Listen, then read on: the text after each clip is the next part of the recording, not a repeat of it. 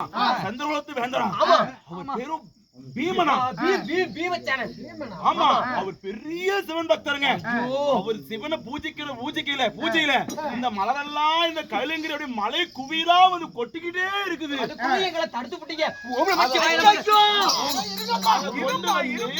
கைலங்கிரியில இருந்து கொண்டு வந்து வெளியில அப்புறப்படுத்துறது எங்களுடைய வேலை. ஒரு நொடிக்கு ஒரு கூட பூ விழுகுது. எங்களால தூக்கி சுமக்கவே முடியல. இவ்வளவு நேரம் எங்களை நீங்க தடுத்துட்டீங்க. இன்னும் எவ்வளவு பூ அங்க சேர்ந்துச்சோ தெரியல.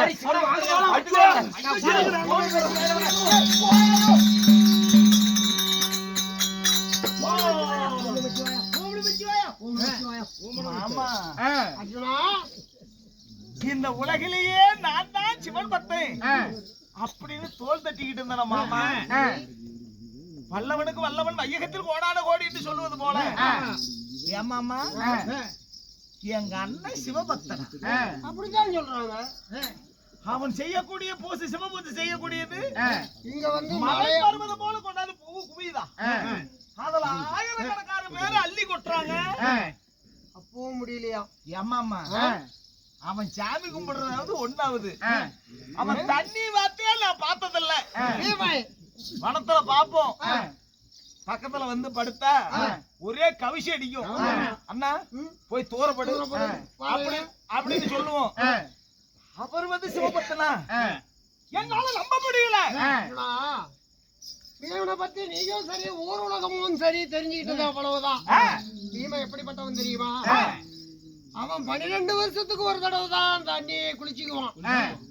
அப்படி குளிக்கிறதா இருந்தாலும் அவனுக்குள்ள 9 சிவலிங்கம் உள்ள இருக்கு. இதையெல்லாம் எடுத்து சுத்தப்படுத்தி அதுக்கு பூஜை செஞ்சு மீண்டும் தானும் குளிச்சுக்கிட்டு அந்த சிவலிங்கத்தை எடுத்து தனக்குள்ளேயே தானே ஐக்கியப்படுத்திக்குவான். அப்பா இப்படி 12 வருஷத்துக்கு ஒரு தடவை தான் குளிச்சுக்குவான். நானே ஒரு நாள் ஒண்டிட்டு ஒரே ஒரு நாள் தான் அவனை பார்த்தேன். அப்படியாப்பட்ட சிவபக்தை அண்ணன் வீமை. இப்ப சொல்லு, உலகத்துல சிவபக்த நீ பெரியவனா இல்ல மாமா?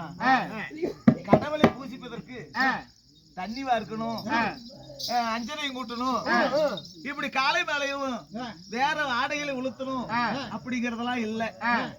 நல்ல மனதார மனதில் நினைத்தாவே அவன் பக்தி உடையவனாகிறான். அவனுக்குள்ள இறைவன் ஐக்கியமாகிறார். மாமா நானே சிவபக்தன் என்ற ஆணவம் எல்லாம் இன்றோடு எனக்கு அடங்கி விட்டது. என்னை விட மேலால ஒரு சிவபக்தன் இருக்கிறான்னு நான் ஒன்னால புரிந்து கொண்டேன். தெரிஞ்சுக்கிட்டோம். சரி அர்ஜுனா போகலாம்.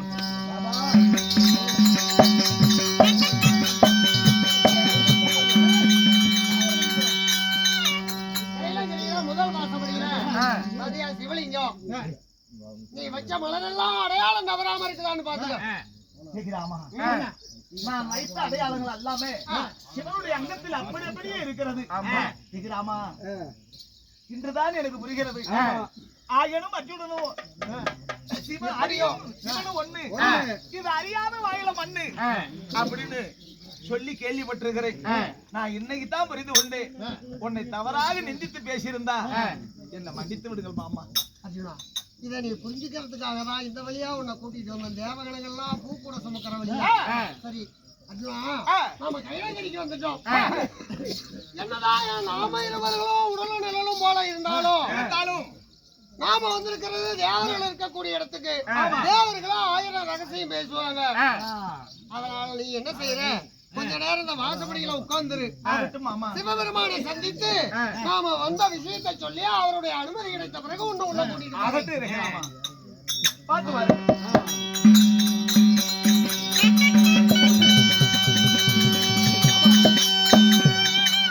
சுவாமி கருணாகரா, ஜெகதீஸ்வரா, பரமேஸ்வரா,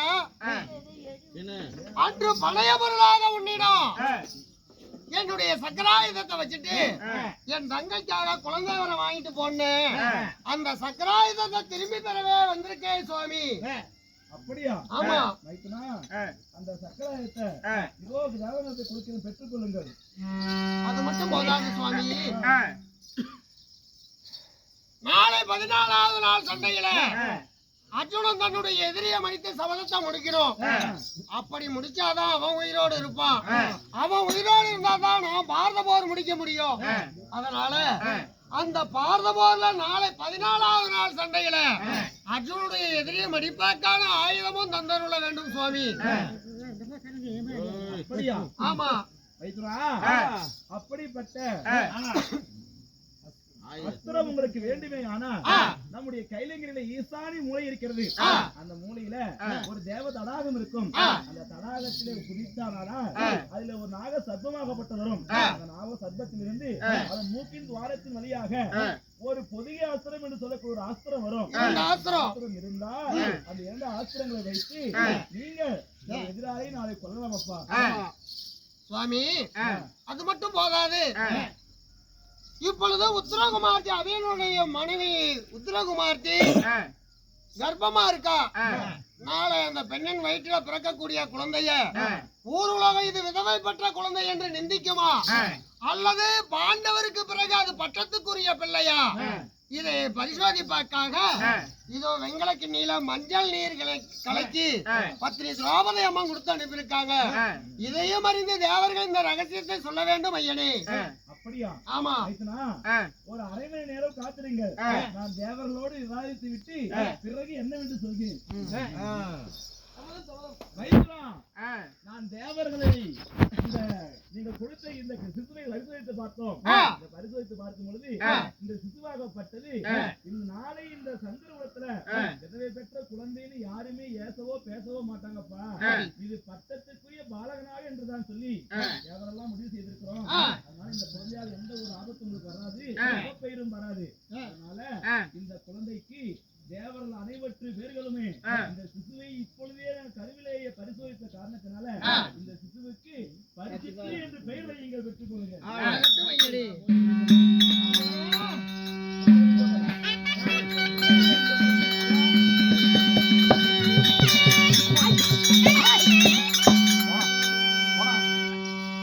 சுவாமி எனக்கு ஒரு சந்தேகம். என்ன சந்தேகம்? ஆமா, இப்போ நீங்க கைலங்கிரி வந்தீங்க, இவ்வளவு தூரம் கூட்டிட்டு வந்துட்டு உங்க மைத்துனரை இங்க கைலங்கிரி இந்த தேவதடாகத்துக்கு வந்து இந்த அஸ்திரத்தை வாங்குவதும் இந்த சிசுவை பரிசோதிப்பதும் இதையெல்லாம் நீங்க கொடுப்பது பெறுவதற்கு உங்க மைத்துனையும் கூடவே கூட்டிருந்திருக்கலாம். ஏன் நீங்க மட்டும் ஒரு ஓரம் கட்டிட்டு தனிமையில வந்தீங்க? உடலும் நிழலும் போல ஆயனும் அர்ஜுனும். ஆமா சாமி. வாசப்படியில உட்கார வச்சுட்டு நான் மட்டும் தனிமையில வந்தேன். ஏன் இப்படி ஓரம் வந்தேன் உங்களுக்கு? இதற்கு ஒரு காரணம் உண்டு. காரணமா? ஆமா. அந்த காரணம் என்னவென்று நாங்கள் அடியில் அறிந்து கொள்ளலாமா? என் தங்கையாகிய சுபத்திரையை அர்ஜுனுக்கு திருமணம் செய்து கொடுத்தோம். அப்ப என் தங்கையாகிய சுபத்திரை ஒரு நாள் என்ன பார்த்து, அண்ணா மும்மூர்த்தி தேவர்களில் ஒருவராகிய கண்ணனுக்கு நான் தங்கையா பிறந்தது பெருமை. நான் இஷ்டப்படியே ஆனழகன் அர்ஜுன கல்யாணம் செஞ்சு கொடுத்த பெருமையிலும் எனக்கு பெருமை. ஆமா. அது போல நாளை என் வயிற்றுல பிறக்கக்கூடிய குழந்தையும் அறிவு, ஆற்றல், வீரம், விவேகம் எந்த குறையுமே இல்லாத ஒரு குழந்தை எனக்கு வர வேணும் அப்படின்னு என் தங்கை சுபத்திரை என்ன கேட்டா. கேட்க அப்போ அம்மா வரம் கொடுக்கிற வேலை என் வேலை இல்ல, அது சிவனுடைய வேலை அப்படின்னு சொல்லு. அண்ணா நீ மனசு வச்சா நடக்காது இந்த உலகத்துல என்ன இருக்குது? இருக்குதா? அத்தனையும் நடக்கும். எனக்கு அப்படிப்பட்ட ஒரு குழந்தை வரமோ வேணும் அப்படின்னு என் தங்கை சுபத்திரை கேட்டா. சரியம்மா அப்படின்ட்டு ஒரு நாள் இப்படி தேவர்கள் சூழ்ந்திருக்கக்கூடிய சபைக்கு வந்தேன். அந்த தேவர்களை சந்தித்து சுவாமி என் தங்கைக்கு இப்படி எந்த குறையுமே இல்லாத ஒரு குழந்தை வர வேணும் அப்படின்னு கேட்டேன். தேவர் சபையில நீங்க சொல்ல. ஆமா. சரிங்க. அப்ப தேவர்கள் சொன்னாங்க, நீ நினைக்கிறபடியா அறிவு, ஆற்றல், வீரம், விவேகம் எந்த குறையுமே இல்லாத குழந்தை வர வேணும்னா ஒரே ஒரு ஆத்மா இருக்குது. ஒரே ஒரு ஆத்மா. சரி. அந்த குழந்தை வரத்துக்காக ஒரு ரிஷியானவர் பல காலம் தவம் செஞ்சிட்டு இருக்காரு. சரி. அவருடைய தவம் நிறைவேற மனித ஆயுள்ல 18 வருஷம் இருக்கு. அந்த ரிஷியுடைய தவம் முடிவடைய வேண்டும் என்றால் மனித ஆயுள்ல 18 ஆண்டுகள்ல அந்த ரிஷியுடைய தவம் முடிவடைஞ்சிரும். அன்னைக்குதான் அவருக்கு குழந்தை வரம் கொடுக்க முடியும். இந்த வரத்தை அவருக்கு கொடுக்கணும்.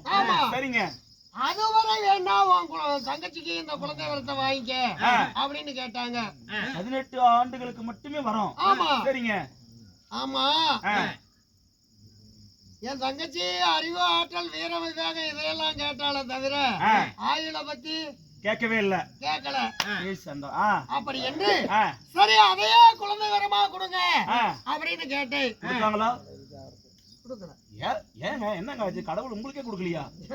ஏன் என்னாச்சு பாபா? ஏன் தெரியுமா? உன்னை நம்ப முடியாது. என்னையவா? ஆமா. ஏன்? ஏன்னா யாருக்குமே வாங்கும் போது இருக்கிற பிரியம் கொடுக்கும் போது இருக்காதா? கேட்டீங்களா? அப்படியா? வாங்கும் போது இருக்கிற பிரியம் கொடுக்கும் போது இருக்காது. கடமோட அப்படிதாங்க. அல்லாதேதான். சரி, உதாரணத்துக்கு தான். சரிங்க. இன்னைக்கு குழந்தை வர வாங்குவ பிரியமா வாங்கிட்டு போவேன். கொடுக்கும்போது பிரியமா வாங்கிட்டு போற. ஆனா நீயோ சூழ்ச்சிக்காரை. ஏதாவது ஒரு விதத்துல சூழ்ச்சி செய்வேன். அதற்காக எனக்கு பணைய பொருளா எதையாவது அடமானம் வைன்னு கேட்டாங்க. உங்க பொருள் ஏதாவது இங்க இருந்தா தான் அடமானத்தை நம்ம எப்படி கடனை கட்டுவீங்க. சரி அப்படின்னு கேட்டாங்க. சரிங்க. என்கிட்ட என்ன இருக்குது? உங்களுக்கு என்ன இருக்குது? உங்களுக்கு ஒண்ணும் இல்லையே. இல்லப்பா, அப்படிப்பட்ட பொருள் என்ன இருக்குது? தங்க சக்கரை இதுதான். தங்க சக்கரை இதுதான். ஆமா, என் கையில இருக்கக்கூடிய சக்கராயுதத்தை பணைய பொருளா வைக்கிறேன். பணைய பொருளாவா?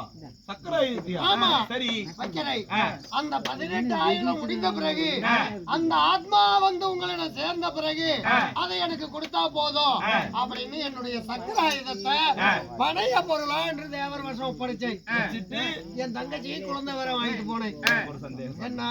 இப்ப சக்கராயுதத்தை அங்க பணைய பொருளா நீங்க வச்சிட்டீங்க. ஆமா. அப்படி வச்சிட்டு வந்து இப்போ எப்படியோ 16 18 ஆண்டுகள் ஆயிருச்சுங்க. ஆனா இந்த 18 ஆண்டுகளுக்குள்ள உங்களை எதிர்த்து எத்தனையோ அரக்கர்கள் வந்திருக்கலாம், எத்தனையோ சண்டைகள் இருந்திருக்கலாம். அப்பெல்லாம் என்னுடைய சக்கராயத்தை உங்களுக்கு கொல்றேன்னு சொல்லி ஏவி விட்டீங்களே, இந்த கெந்தூர் சிரமம் இருப்பது கூட ஒரு சக்கரம் தடுப்புனீங்க. இதுவெல்லாம் எந்த சக்கரம்? ஏவிதான் விட்டது தவிர அறுத்தனா? இதை ஏவி விட்டீங்கன்னா அந்த சக்கரம் எந்த சக்கரம்? அதெல்லாம் சும்மா அறுப்பேன்.